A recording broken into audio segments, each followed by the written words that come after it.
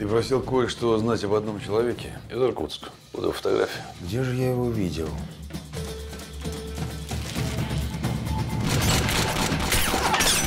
Ипанетов Ковалев служил в Иркутске, а 4 года назад была похищена крупная партия взрывчатки со склада МВД.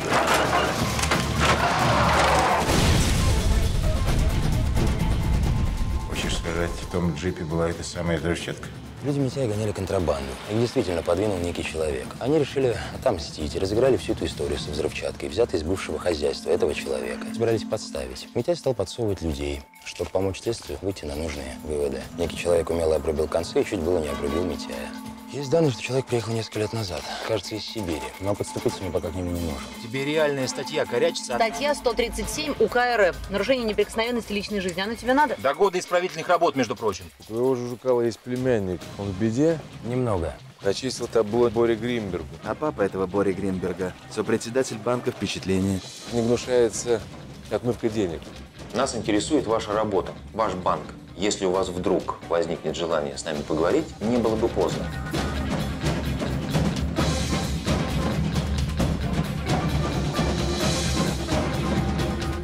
Вот теперь у нас есть реальная ниточка. Генералу-майору Рудзутаку, который 2 года назад прибыл к нам из славного города Иркутск и уже очень крепко обосновался здесь. Работаем.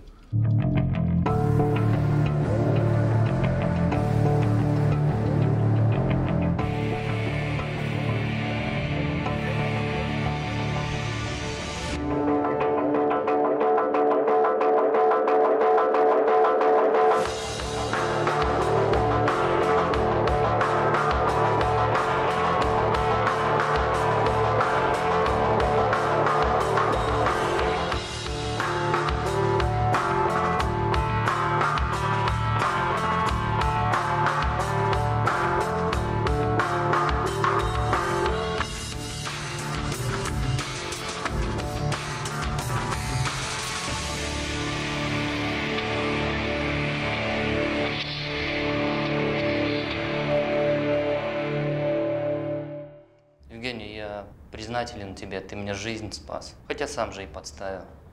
Но я не в претензии, рано или поздно этим бы кончилось. И к племяннику Ромке, извини, претензии снимаю. Договорились?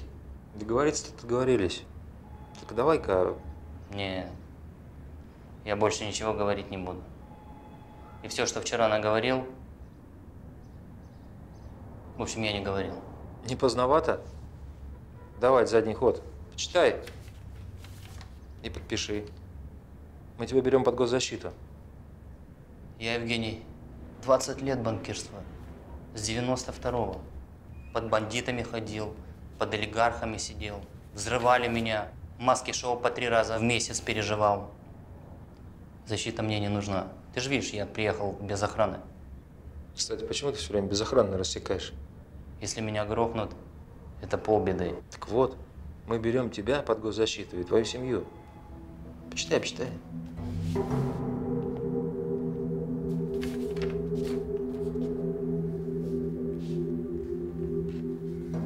Нет. С нынешними хозяевами этот номер не прокатит. Выпускай меня, или я требую адвоката. Значит, молчит Гринберг. Не хочет разговаривать. Ну, это бывает. Но выпускать его тоже нельзя. Да выпускать-то уже вряд ли получится. Со вчерашнего вечера в банке «Впечатление» работает УБЭП в лучших традициях. Всех мордой в пол, выемка документов. Я думаю, они скоро запросят его у нас. И что? Мы его сольем? А как же? Даже не сомневайся, конечно, сольем. Только не УБЭПу, а братьям нашим старшим с Лубянки. У них тоже накопилось к нему много вопросов. А как же его семья? А как его семья, Жень? Что ты меня спрашиваешь? Вот вы и работаете. Как там поживает его несостоявшийся убивца? Да тоже потеряли разговорчивость. Вот как они, интересно получается, а? Приходил Гринберг, с ними тут пелись, как соловей, полдня. Как только сходили в камеру, сразу потеряли разговорчивость. Это очень интересно, ты как раз и займись этим, Жень. И что, прям ничего не сказали? Ну, они кивают на своего начальника, майора Весенкина, как на заказчика. Вчера Весенкин был недоступен, ни дома, ни на работе его не было, а сегодня сам заявился. Сказал, что был в отъезде по личному делу. С утра, говорит, услышал, сразу прикатил. Ну, прикатил. Устрою очную ставку. Когда? Сегодня. Отлично. Работай, Жень.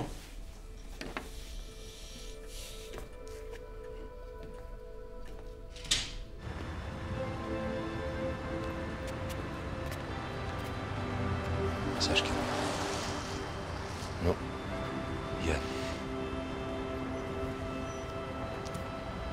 я побежал. Счастливо.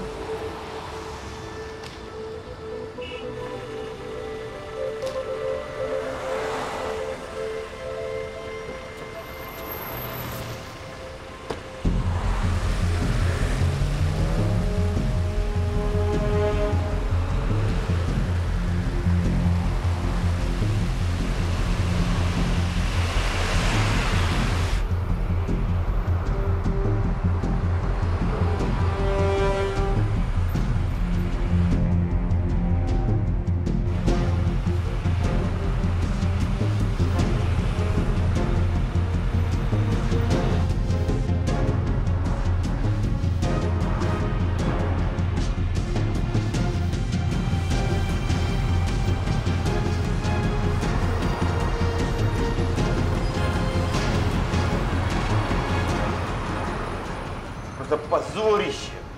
И то, что вы сделали, позор. И то, что меня пытались втянуть в эту тему. Стыдоба, просто стыдобища. Вы не ответили на мой вопрос. Вам звонил Борис Гринберг? Звонил. Только я его послал. У меня там что-то защита какой-то просил. Ну, типа там от каких-то ментов. Он вам звонил часов в 5, так? Вроде так. Не помню сейчас. А потом, примерно в половине 6-го, вы позвонили Басику. О чем был разговор? Что-то служебное, я не помню сейчас уже. Зачитываю.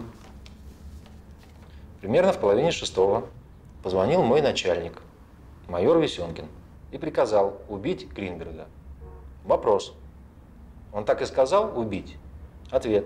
Нет. Он сказал разобраться. Но мы поняли. Да ни хрена он не звонил, никого мы убивать не собирались, хотели припугнуть. После работы решили подрубить капустки, встали на трассу, остановили вашего этого Гринберга. Он стал хамить, давать крутого. А я уставший после смены. Понимаешь? И он уставший. А показания терпелка лопнула, решили накрутить. Чего никого мы не убивали. Вашего еврея. Мы контуженные оба. Чечня! Спокойно. Надо везде расплюнуть! Прекратить мы решили! Чего? Я все понял. В отказ идете. Это можно. Вы вчера много рассказали. Есть с чем работать. Так что пока можете покривляться. Но если еще раз такой концерт устроите, и содействие следствию, и все смягчающие, из дела вычеркнем. И чё? И вычеркивать! Вы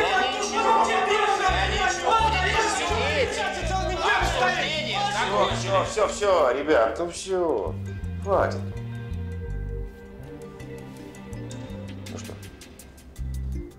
Евгений Михайлович, не шьется дело? Ну почему же не шьется? И момент покушения, и момент задержания, и их показания засняты на видео. Они много интересного о вас рассказали. Не рассказали, а наболтали. И не по своей воле, а под твоим давлением. А это сейчас уже не важно. Слушайте, я что-то не пойму. Ребята, чего надо допрашивать, а? Где следак? Так вы же сами пришли. Добровольно. Можем побеседовать без лишних ушей. Не можем. Угу. Ну, вот видишь. А говоришь, не шьется.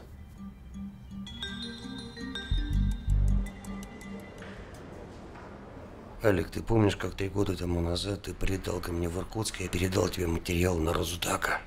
И что ты мне ответил? Я ответил, что проверю. И проверил, кстати. Ну и как? Никаких улик. Никаких. Впрочем, как и всегда, знаешь, если короче, я даже не знаю, или награждать генерала, или сажать. Почему? Ну, когда он к нам в ГУВД пришел, то вроде снизилась вся преступность. А нужные мужики взяли и подмяли под себя весь левый бизнес, ну, правда, и право тоже. после этого потоки нала, включая черный нал, наркотики, контрабанду и оружие, они поменяли свое направление. То есть все стало контролироваться. Не пресеклось, а контролировалось. Понимаешь разницу? По всем материалам Иркутская область в результате, она в шоколаде. Все чики-чики. И наш генерал, он герой и умелец. В результате вся преступность на улице пропала. Все наркотики невозможно купить за каждым углом. Но, правда, если не знаешь, где покупать. То есть это широкая ширма. Все то же самое, только аккуратно и тихо. А все потоки идут в один карман. И один из этих карманов принадлежит Рудзутаку. И ты знаешь, где эти карманы и где кармашек Рудзутак? Если бы. Только как близко подходишь, ниточку натянешь, бац, и нет свидетеля. В прошлом году у меня погибло 7 человек, 7 наших свидетелей погибло. Они попали на один катер, только они друг друга не знали. Они никогда не общались и не взаимодействовали. А тут какая случайность? Причина смерти? Утонули. Только у 3 из них обнаружили следы от наручников. Ну ладно. Вот здесь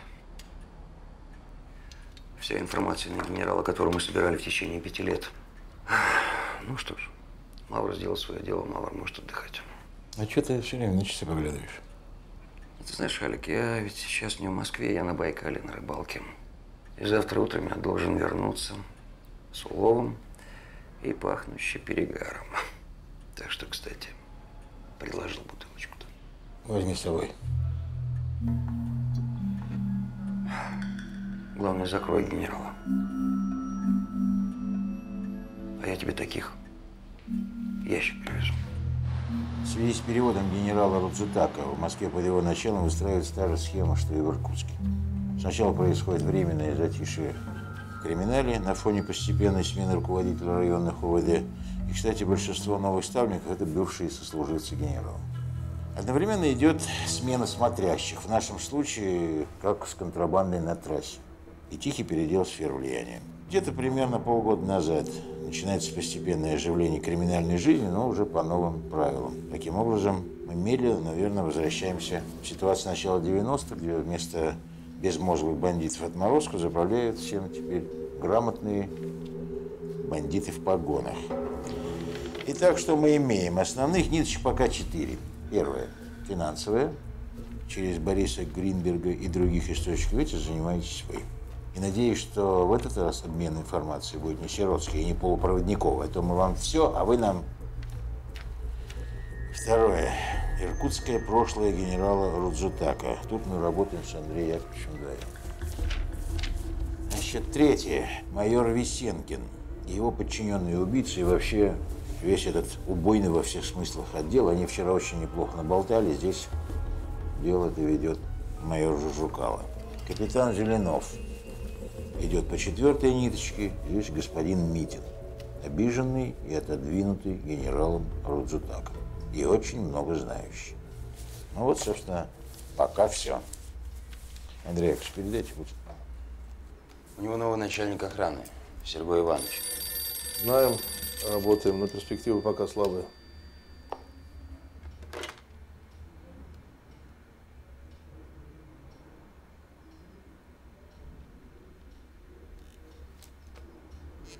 Хорошо. Капитана Зеленова срочно ищет генерал-майор Рудзутак. Велено прибыть к нему в кабинет в течение получаса. Иди. Слушаюсь.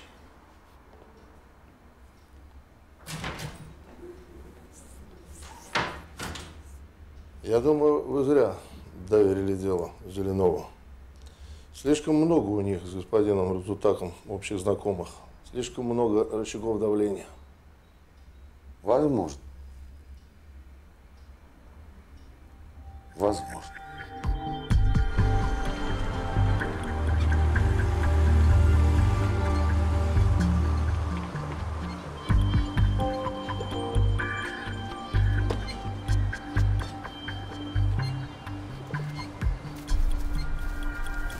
Это я. Ну что сказали? Подтвердили. Сказали, что 7 недель. Еще сказали, что все очень хорошо. Еще сказали, не нужно плакать, потому что это очень вредно малышу. Ну вот, а ты боялась. Говорила, не получится. Да я просто глупенькая была, Зеленов. А теперь рожу тебе девчонку. А если я пацана хочу? Ну, значит, пацана. Слушай, а пойдем куда-нибудь? Я еще хочу кому-нибудь рассказать, а? Сачка, любимая, мне на работу надо. Срочно.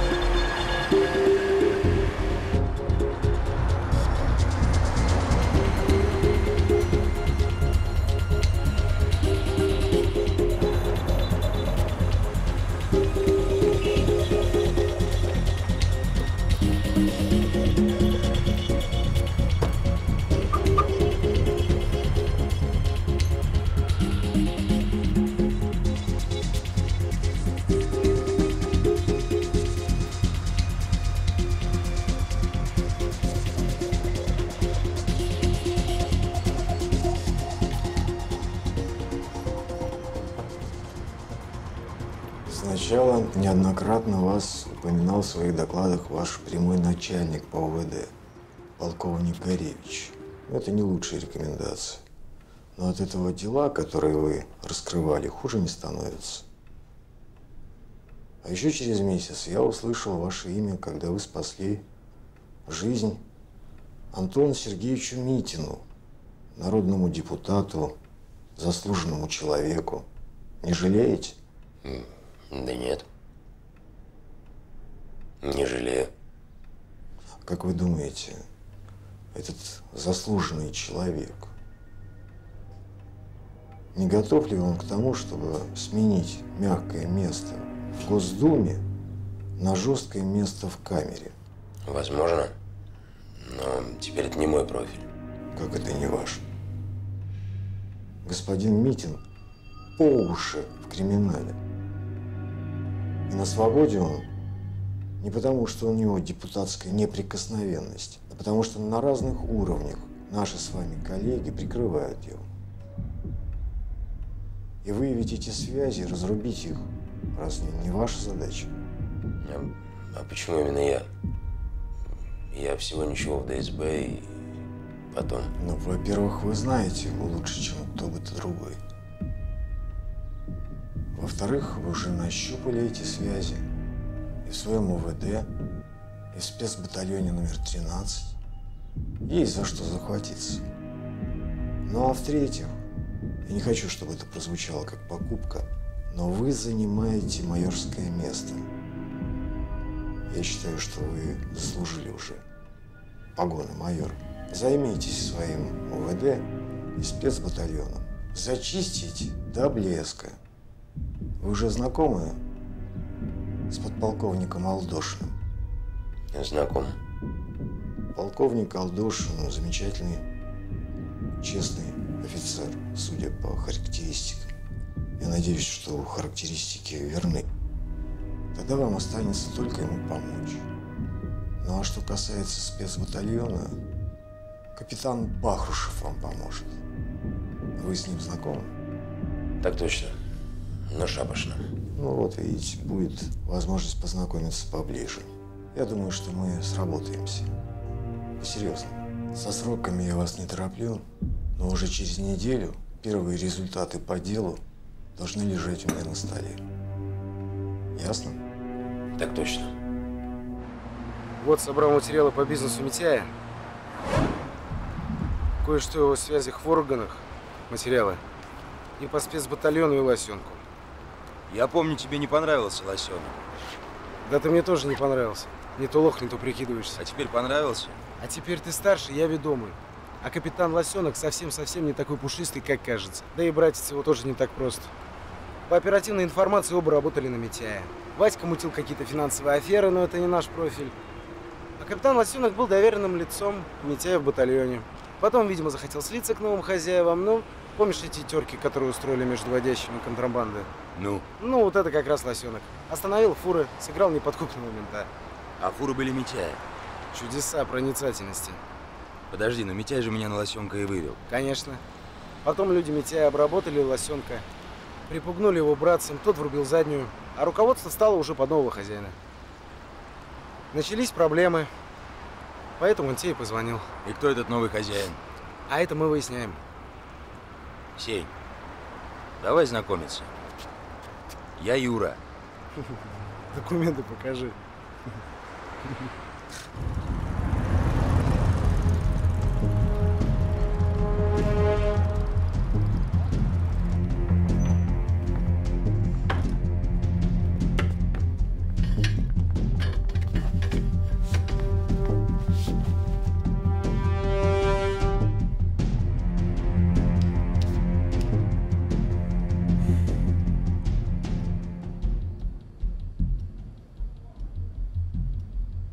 Вам рассказали уже? Пока нет. Как раз собираемся послушать. Что? Ну ты о чем сейчас? А вы о чем? Ну, рассказывай. Что? Что происходит? Да что у нас происходит? Угонщика ночью поймали. Слава у нас есть вот один такой, бывший чемпион Москвы по боксу. Вот его машину и пытались угнать. Он в машине сидел в засаде с приятелем. У нас же теперь народная дружина работает. Вот, ну, увязали, вломили ему от души, вызвали оперов. Этот в несознанку. Привезли как потерпевшего. С конвоем к нам доставили. Вот. Тут у нас клетка свободная есть. Вот сейчас его врач заштопывает на скорую руку. Ты что, еще статью себе хочешь навесить? Так это не я. Это следак из ОВД. А мне-то за что еще статью? А ты начни с того, как ты фуру останавливал на трассе. И до того момента, как ты под Митяя лег. Так, понятней? Понятней, понятней. Только это, ребята, всего лишь ваши версии. Факты у вас есть? А факты ты сам нам изложишь. И если... Лосенок, я не знаю, что за это крендель, но ты возьми себе под фуражку прямо в голову. Если того щеняцего муфлона вы отсюда увезете, или хуже того отпустите, мы разберем твою мусарню на мелкий щебень. Ты понял? Куда кинулся? Ну, сблевнуть от страха. Дежурный ко мне! Бегом! Живо! Что ты так, творишь? Пассажиры на улицу, окажет сопротивление, применить силу.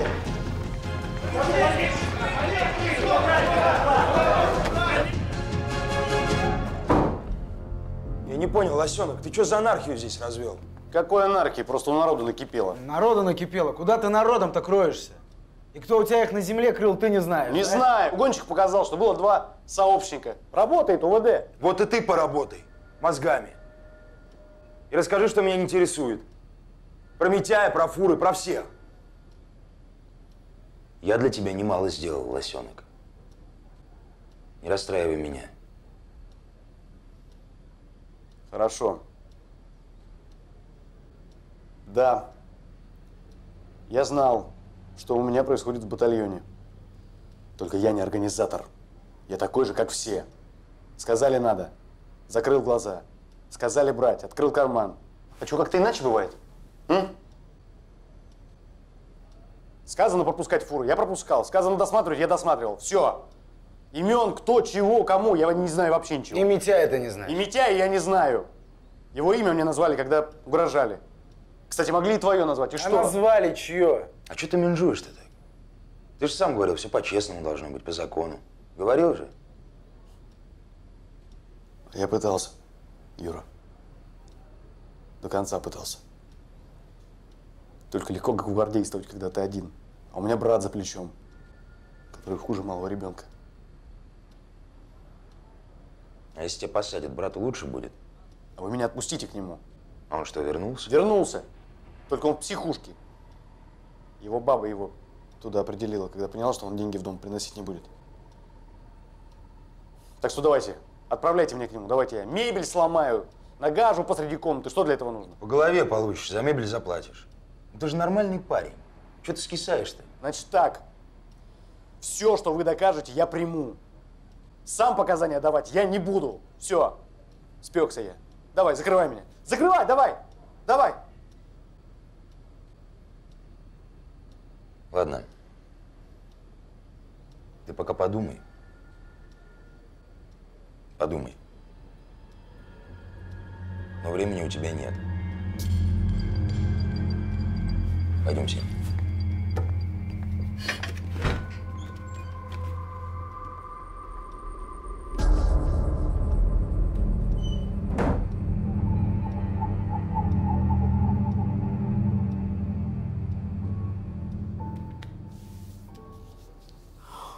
Зеленов, ты что творишь? Он уже готов был. Что ты допрос остановил? Я же сказал, чтобы собрался с мыслями. Добренький ты. А что ты боишься, что он звонить начнет? Так его телефон все равно у тебя на прослушке. Слушай, Бахрушев, если мы вместе работаем, значит, слушай меня. Угу, наверное. Да. Сергей Иванович. Где? Понял, через полчаса буду.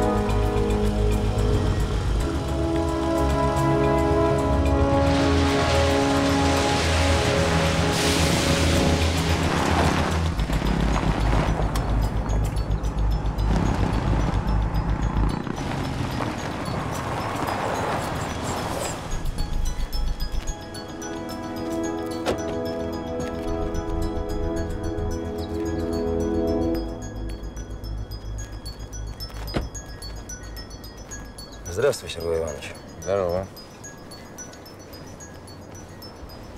Да, чистый, чистый.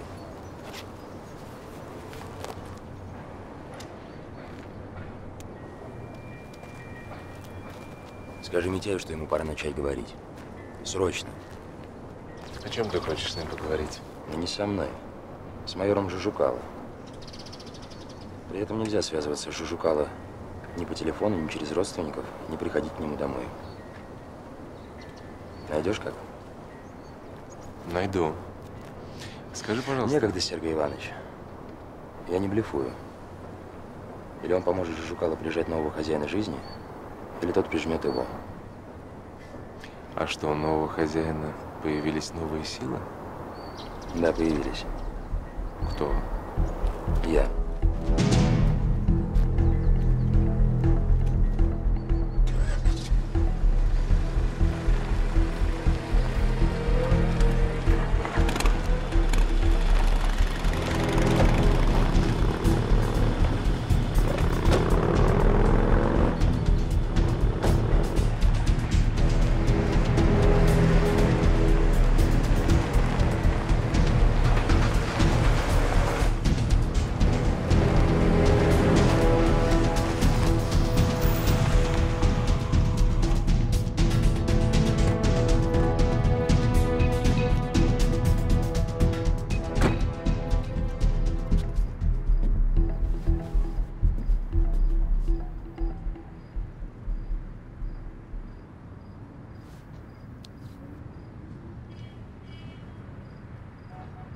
Ты чё, как сирота?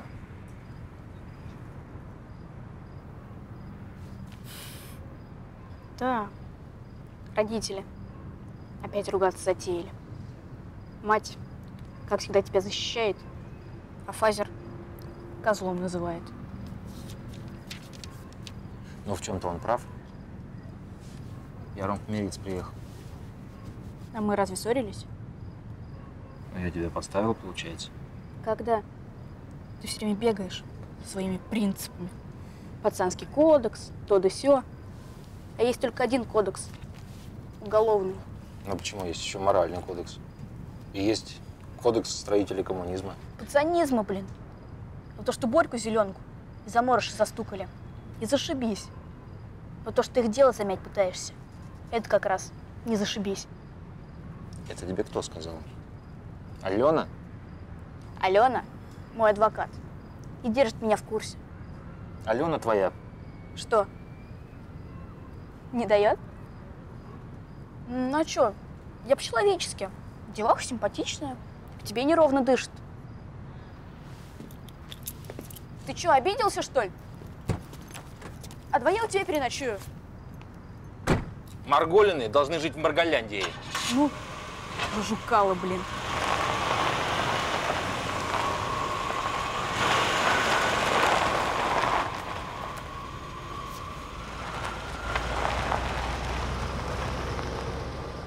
В машине ты говорить не хочешь, здесь говорить не хочешь. И что нам делать? Поменьше болтать. Как можно меньше. Ты меня понял? Понял. А еще? Родзутак поставил перед тобой задачу. Выполняй. А вы? Мы работаем. Без меня. Будет что интересное, сообщай. Будут вопросы? Задавай. Понял. Захочешь что-нибудь передать, не через Ромку. Ты что, ему бойкот объявил? Берегу, молда. Ну, пока.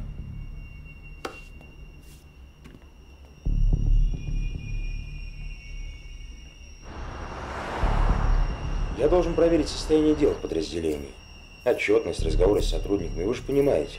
Понимаю, но ведь вы всех или почти всех знаете. Можно было просто поговорить. Не хотелось это делать за вашей спиной. Хорошо, что прислали вас. Почему? Ну как, вы разберетесь, я надеюсь. Кстати, у меня вопрос. Вы 6 лет проработали замначальника в Можайском РУВД. За 6 лет успешной службы вы должны были возглавить его, а вас сюда. Начальству виднее. Хорошая динамика в районе, раскрываемость на уровне, сращивание с криминалом не просматривается. Другими словами, у вас на меня недостача? Ну, кто без греха, Андрей Николаевич? Просто хотелось понять. Это что? Допрос? Нет. Дружеская беседа. Помните, вы предлагали познакомиться поближе? А ко мне случайно зашел Митин Антон Сергеевич. Вот именно. Случайно. И вы тогда сказали, будем рвать этот замкнутый круг. Передумали? Извините. Да. Да, Санечка, у тебя все хорошо? Не, просто ответь. Да, ты дома? Ну хорошо, скоро буду. Так я могу рассчитывать на вашу помощь? Поболтали вы с ней, разошлись. Ну, с Александрой. А почему вас это интересует? Простое человеческое любопытство. Мне почему-то кажется, что у таких, как вы, не может быть семьи. Ни жены, ни детей. Просто так показалось. Она моя жена, вы обязаны ее защитить. Объективно говоря, основания для программы госзащиты у нас нет. Опять же, как она сама к этому отнесется? Ты с ней разговаривал? Она сейчас Лидия Сергеевна, я ничего не стал говорить. С Лидой? В смысле, Лидия Сергеевна у вас? Саша позвонила, и она приехала. Ну, хорошо. Я не знаю, что сказала Лидия Сергеевна. Да ничего она не говорила. Я вас прошу защитить мою жену.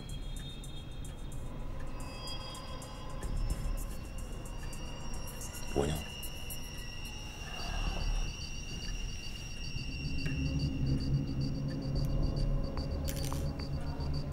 Здесь запись допроса Лосенка. Что о схемах и связях Митяева? Только Митяев? Об остальном он говорить отказался. Думаю, вам полезно будет. А больше никуда не скидывал? Не скидывал, Женя. Вы меня выкинули из дела, господа хорошие, и теперь в защите отказываете. Простите, но я сбавляю обороты. Имеешь право. Ну, жаль.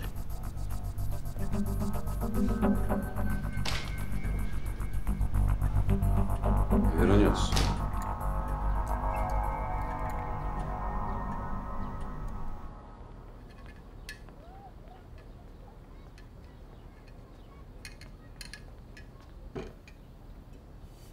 Лидия Сергеевна давно уехала?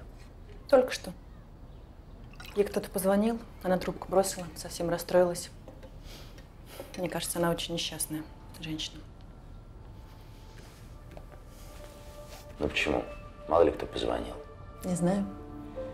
Когда я позвонила, кто я для нее? Хотела просто выговориться. Она приехала в такую даль. Так бывает, когда радуешься звонку малознакомого человека. Приезжаешь, болтаешь о всяких пустяках, и легче. Тебе тоже легче? Нет. Мне просто хорошо. Сань, давай поженимся.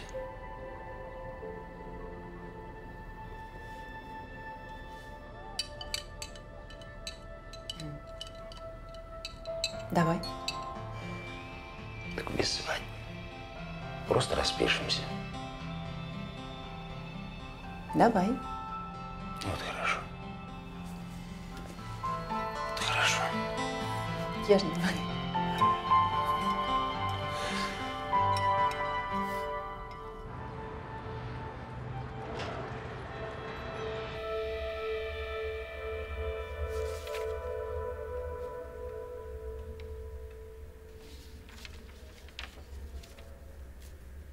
Бахрушев, это ты Гуревича разговаривал?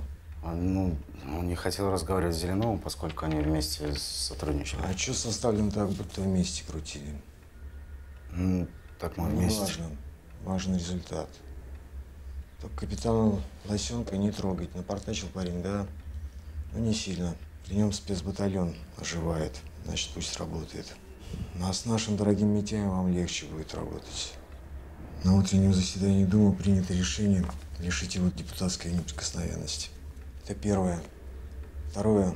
С завтрашнего дня будет создана отдельная сводная группа с прямым подчинением мне. Оперативную разработку выполняете вы, Юрий. Извините, Николай Николаевич. Прошу отстранить меня от этого расследования.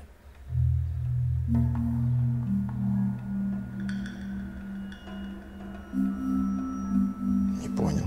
Я лично знаю Митина, и моя жена с ним знакома. Давно. По этическим соображениям. Слишком долго рядом ходим, боюсь быть необъективным. Потом 2 отпуска у меня не использованы. Очень хотел отдохнуть. Подумай, Юрий. Завтра утром доложишь. Все, свободны. Зря. Мы могли с тобой не только Митю, но еще столько сволочей бы причесали бы. Из тех, кто не упал под нового хозяина жизни. А что, они от этого перестали быть сволочами? Знаешь, Юра, я в детстве театром увлекался. Так вот, у актеров есть такое понятие – жить в предлагаемых обстоятельствах. Жить и работать. Я театр не люблю. Я книги читать люблю.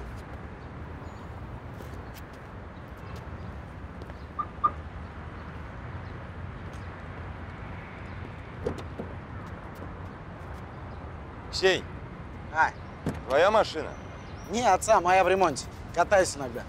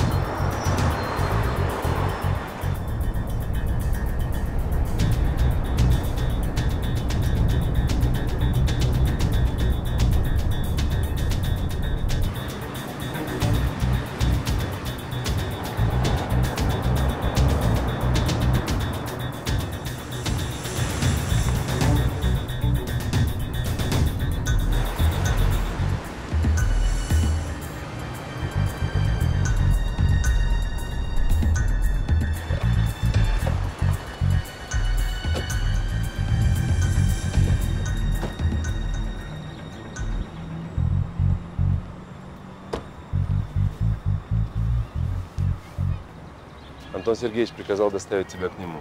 Зачем? Он не объяснял. А к Жужукалу он сходил? Едешь? Юр, это не похищение. Мне действительно приказано доставить тебя целым и невредимым.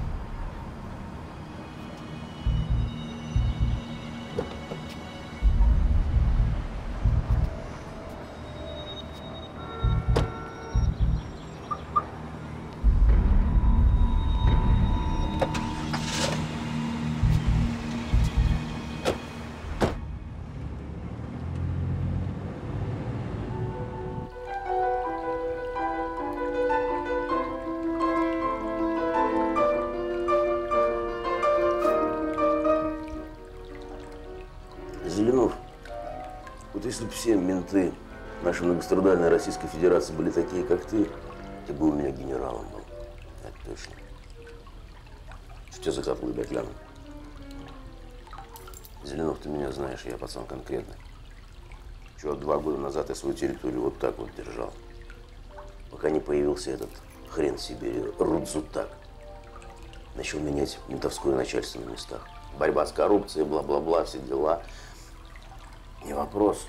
Тоже против государственное дело. Менты поначалу были нормальные, толковые, местами даже честные. Ну, в смысле, божеские расценки были. А потом их просто переклинил, расколбасило их. Начали кислород перекрывать. Да если все по закону было, то ничего, хрен с ними. На, убирай. У меня столько бабок, столько легального бизнеса, что я-то проживу. Но они начали наших людей вытеснять и своих ставить, а свои эти такие беспредельщики, что мы рядом с ними просто ребята из песочницы, понимаешь? Короче, мы с пацанами встретились, перетерли там все дела, нарыли кое-какую информацию на него, ну, чтобы подальше обратно в Магадан задвинуть. Так хрен там. Он уже так заикарился, сука, тут, что никаким бульдозером не сдвинешь. И поначалу-то он наших пацанов по одному к себе переманивал, а потом просто мочить начал. Понял, какие дела? Ну что, выбрал? Выбрал. Какие? Вот эти.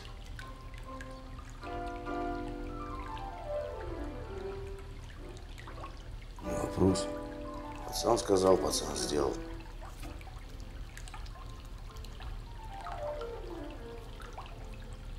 Ты ведешь на меня следствие. Я хочу знать, что вы на меня нароете. Не могу. Почему? Я отказался от дела. Ну, значит, снова возьмешься. Не могу. Почему? За мной уже присматривают. Да, хреново. Так что ты предлагаешь? Убить его мне? Давай. Только по закону. Это как по закону? Ты же знаешь все его завязки-подвязки? Ну, знаю. А ты знаешь, что с тебя сняли депутатскую неприкосновенность? Знаю. Ну вот, время пошло. Или ты, или тебя. А так отдашь информацию в надежные руки и в сторонку. Как бы ни при делах. Как где мне найти эти надежные руки? Вот.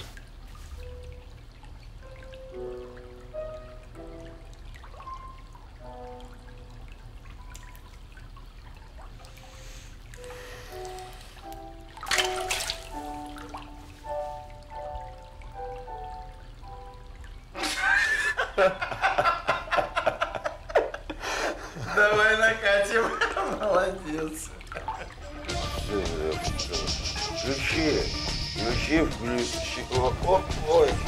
Вот с этим Нет, в таком виде тебе за руль нельзя. Все, не волнуйся, я доеду. Завтра поедешь, завтра. Вот выпей это, чтобы на утро голова не болела. До конца, до конца. Вот, отлично. О, все, ребята. Отдыхай.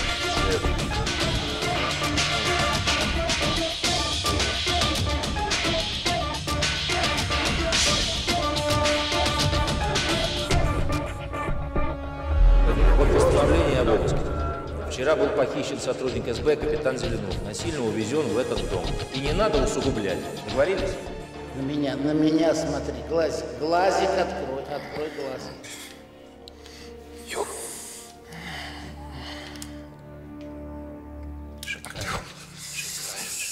О, Юра, давай. Давай, просыпайся. Просыпайся. Молодец.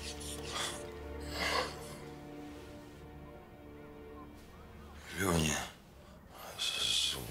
Шикарно, да? Сегодня фасад сделали. Завтра будут коренные ставить. Я вчера разговаривал Митяя. Ага. Он сказал. Что он сказал-то? Ты, главное, не напрягайся. Слушайте, вы все взялись-то? Мы Сеньку Бахруша попросили. Он со своими ребятами приглядывал за тобой. До полночи за этим домом следили. Потом нам позвонил. Олег до утра ордер организовал, а польгруппу захвата мы и приехали. Я вычислил спальню Митяя, поставил прослушку. Как только услышали, что не хотят тебя на запчасти пустить, сразу же захват сделали. Твой разговор с Митяем они стереть не успели. Так что? Одного только не пойму. Вы все здесь взялись. Владимир Викторович, чем его опоили-то? Ну так с первого раза разве скажешь. Метадон, нитрозепам. Что нашли? Ну, вскрытие покажет. Шучу. Сегодня сотрудники собственной безопасности задержали майора Весенкина и 4 его подельников. В результате проведенной операции были раскрыты многочисленные преступления, совершенные этой бандой. Среди них заказные убийства, рэкет, пособничество банде угонщиков. Также были выявлены многочисленные нарушения: покровительство криминальному бизнесу, силовое решение его проблем, запугивание, возбуждение уголовных дел по заказу.